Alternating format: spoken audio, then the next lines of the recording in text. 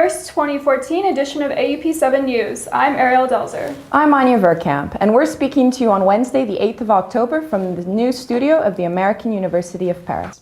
Fall is always a time for change. A new study abroad program launched this semester brought students from the University of Southern California to AUP this year.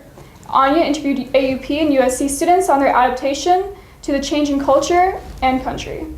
Returning students at the American University of Paris were rocked by a familiar feeling: culture shock. I was just really surprised that AUP decided to bring in 200 USC kids. Nearly a third of the largest incoming class in the school's history were visiting from the University of Southern California.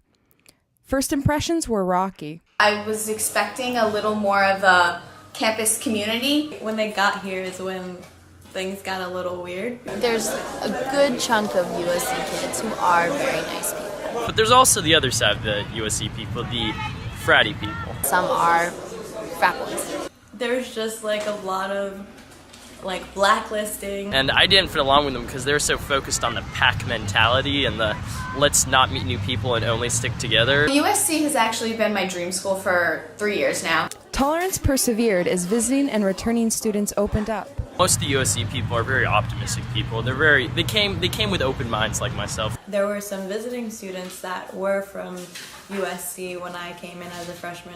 They were nice. Everyone, even AUP kids, everyone's just really welcoming. I convinced myself that I wanted to stay in California, but in reality, I didn't want to stay in California. I wanted to go see new places, meet new people, hear new things, do new stuff, and that's what Paris is. Never averse to new students, AUP will adjust to a new demographic just as it has to dozens of nationalities.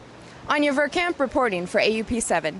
It looks like it was baptism by fire for new students at the beginning of the semester. Definitely, but as students went amongst their classes, you could tell everyone was really opening up. Glad to hear it.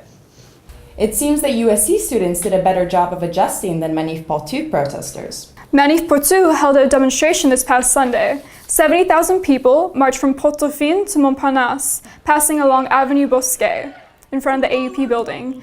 Head of Student Affairs, Marc Montaillard, sent out a warning email ahead of time that the protests had the potential to turn violent and should be avoided. No students were affected.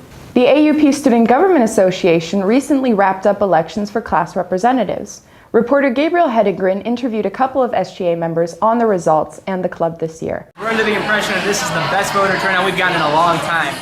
23 candidates ran for 10 positions as the students of the American University of Paris, in larger numbers than ever before, elected their senators for the coming year. The only doctrine I have is to represent you all in the Senate in the best possible way and to the fullest of my abilities. Luigi Spesotti, who ran to become visiting representative, was one of the 10 students whose week-long campaign led to win. The position of visiting representative goes to Luigi. I didn't actually tell people to really vote for me. I was more telling people just to vote in general. As a senator since last year, Claudia Galtas had some advice for the newcomers. Attendance is key. If not, you will be impeached. Just having a positive outlook, not afraid to speak your mind. I'm not representative, you're just you are the main goal to vote on behalf of the people that you're representing. And so that's the thing that I want to be able to do the best, and that's kind of that's my main focus. The new senators will be meeting every other Wednesday in the Grand Salon, and the meetings are open for all faculty and students to attend. Gabriel Hedengren, AP 7. It's refreshing to see students voicing their opinion in democratic society. You know, students got the chance to launch questions at the entertainment editor of the Daily Beast. A young professional who made his break into journalism, he came to AUP to talk about his career path and answer the questions of communication students. You know, all these people are processing the same movies, the same pieces of art, and it's really your job to find a creative way into that, which is tough because, you know, like I said, hundreds of people are processing the same art. You interviewed another character on his fascinating project recently. He's a German filmmaker who has made it his goal to film all 303 metro stations in Paris by the end of the year. Ariel talked with him on why he's doing this project and what makes it worth his time. I don't know about you, but I always thought that on most days, Barbès Rochechouart would look best in a gritty black and white. Paris Paris, home to the second busiest subway system in Europe, sees 4.2 million metro passengers a day, and watching all of that passenger traffic is Michael Hollerer, a German filmmaker who has been filming Parisian metros for the past few months in an effort to reveal a true city life. So I wanted to discover new places and rediscover all the places I've already been to, so I thought I could start a series and going all over town.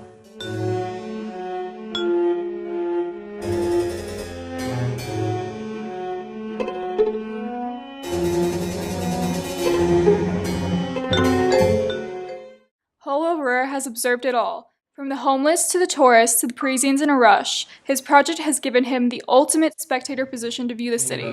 What's really striking are those people in distress. That's what you don't usually see in the Paris documentary, what you think Paris is about. There are over 300 metro stations in Paris, making it one of the densest subway systems in the world. So far I've done 138 from 300, I think it's 304 stations in Paris. Through this project, Hollerer has opened people's eyes to the behind-the-scenes shots of Paris that tourists can't necessarily experience.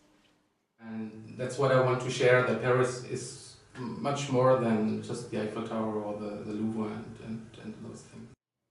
In an era of truly rapid transit, Hollerer has mastered the art of living in the moment, even in the Parisian underground. Ariel Delzer, AUP 7. I wonder what he thought of Nuit Blanche. Nuit Blanche, or White Night, is one night of the year when outdoor art expositions are held in public air spaces all around Paris.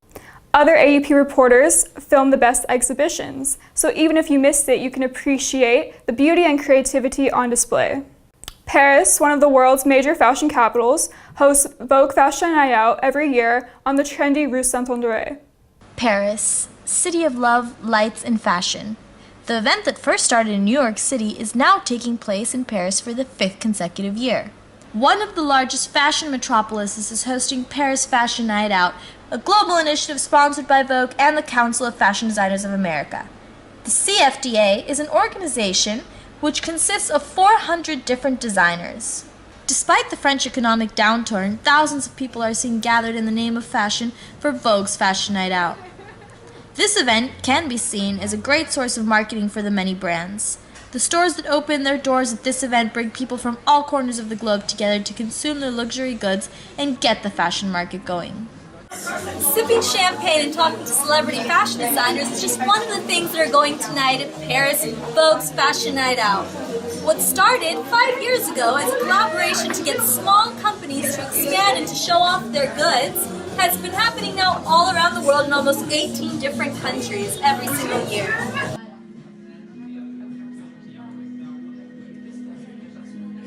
What are you guys wearing tonight? I love the shoes. You can turn around for us and show them. Okay.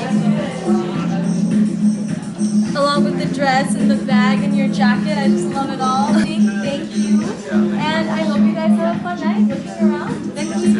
Thank you so much. Bye-bye. From the looks of it, this event will be just what the brands need to promote their companies and create revenue. Jessica Benny, AUP 7 News.